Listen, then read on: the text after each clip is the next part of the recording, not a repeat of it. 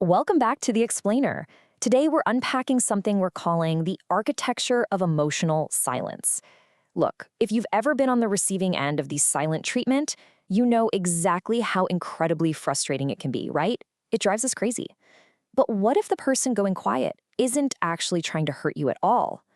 Today we're going to peel back the layers on the psychology and the biology behind this wildly misunderstood behavior. Really think about it. Have you ever felt completely shut out when someone you care about just goes quiet? It literally feels like a door slamming right in your face. And in the heat of an argument, that sudden lack of communication, it can make you feel abandoned, rejected, or even manipulated. And hey, I want to validate that pain right out of the gate. It is very, very real. But I also want to challenge you today to fundamentally shift your perspective. We need to step outside of that initial sting of rejection and look under the hood. Let's look at what's actually happening in the brain and the body of the person who just went silent. Because as you'll see, what looks like a locked, heavy door from the outside is actually something entirely different on the inside. Okay, let's dive into this. Let's look at the core of the whole misunderstanding. Usually, our default external assumption is that they are ignoring and punishing us. That's how we interpret it, right? We think, oh, they're just giving me the cold shoulder to punish me. They want the upper hand. We treat it like a character flaw or some manipulative tactic. But let's flip the script. The internal reality for them is actually about emotional flooding and protecting. Going quiet is not a weapon being wielded against you. It's actually a super complex, deeply ingrained protective mechanism of their nervous system. They aren't plotting against you. Their entire system is just literally overwhelmed. To really wrap our heads around this, we kind of need to put our science hats on for a second. Because guys, this isn't just a behavioral choice. This is biology. What we're actually looking at is called the freeze response. You've probably heard of fight or flight, right? Well, freeze is the third sister in that biological survival triad. When a person experiences severe emotional flooding, like when the pain or the conflict just gets to be way too much for their brain to process all at once, the nervous system completely hijacks the body. It forces a freeze state. And this is absolutely crucial to understand. This is an involuntary reaction. It's involuntary. Taking the blame out of the equation entirely changes how we approach the situation. We aren't dealing with a stubborn choice to ignore you. We're dealing with a biological imperative to survive what the brain perceives as a major threat. Let's walk through how this biological chain reaction builds, because honestly, it happens so incredibly fast. It kicks off with step one, emotional flooding. The emotional intensity just completely spikes. And that immediately triggers step two, nervous system overwhelm. The system essentially blows a fuse. Boom. And here's where it gets absolutely fascinating. Step three, the language centers deactivate. The brain quite literally reroutes all of its resources away from the language centers so it can focus entirely on basic survival. Think about that. It means that for the person who just went quiet, it becomes physically difficult to articulate their feelings in that exact moment. They aren't just refusing to speak to you. Their brain has temporarily shut down the exact tools required to formulate and speak words. So you might be wondering, why on earth does the brain react to a simple relationship conflict the exact same way it would react to a literal physical threat? Well, to answer that, we have to look back at the roots of survival. You see, this specific adaptation of the nervous system doesn't just randomly pop up out of nowhere when we're adults.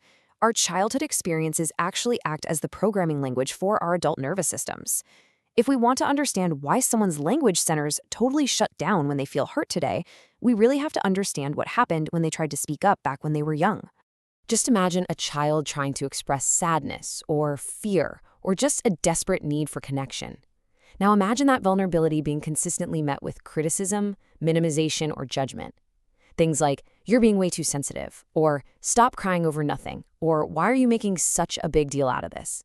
If a kid learns early on that showing vulnerability results in these deeply negative, painful reactions, well, their nervous system takes notes.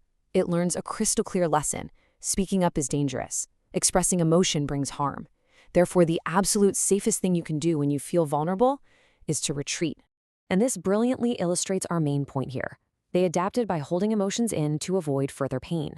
Now, you have to admit, this adaptation was incredibly smart at the time. For a kid trapped in an emotionally unsafe environment, holding it all inside was simply the best available strategy for self-protection. But here's the catch. The nervous system remembers. Fast forward to adulthood. A disagreement with a partner suddenly triggers that exact same old feeling of vulnerability. And what happens? The nervous system immediately deploys its most trusted defense mechanism, silence. So adult silence is, at its core, a deeply rooted echo of childhood survival. Now, what's really interesting about this is that it totally shatters what I like to call the myth of avoidance. When someone goes quiet, they look perfectly still on the outside, right? Almost blank. But inside, oh man, their mind is absolutely racing. They are not simply avoiding the issue. In fact, they're engaging in some intense, deep internal reflection. We call this stress testing. Because speaking up was historically so dangerous for them, they feel this massive, crushing burden to get their words exactly right before they dare say them out loud. They are rigorously turning over their thoughts and their feelings, testing them from every possible angle to ensure they are completely accurate. So, if we had to put a number on it, how much actual avoiding is happening during this quiet period? 0. A big fat 0.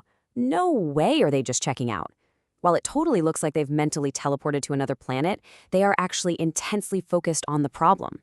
They're sifting through these massive emotional floodwaters, desperately trying to separate what's just a reactionary feeling from what's the absolute truth. They are meticulously curating their thoughts to ensure that when they finally do speak, their words are going to be accurate, considered, and above all else, safe to express. And that brings us to a vital psychological concept, the window of tolerance. This is basically the optimal emotional zone where an individual can function effectively without causing unintended harm to themselves or others. When someone is emotionally flooded, they are blown completely out of this window.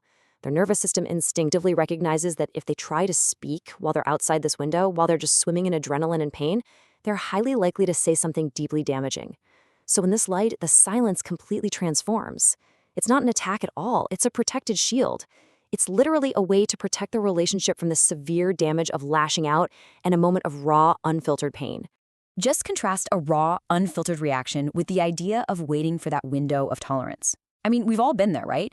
Forcing a conversation when someone is way outside their window of tolerance almost always leads to explosions.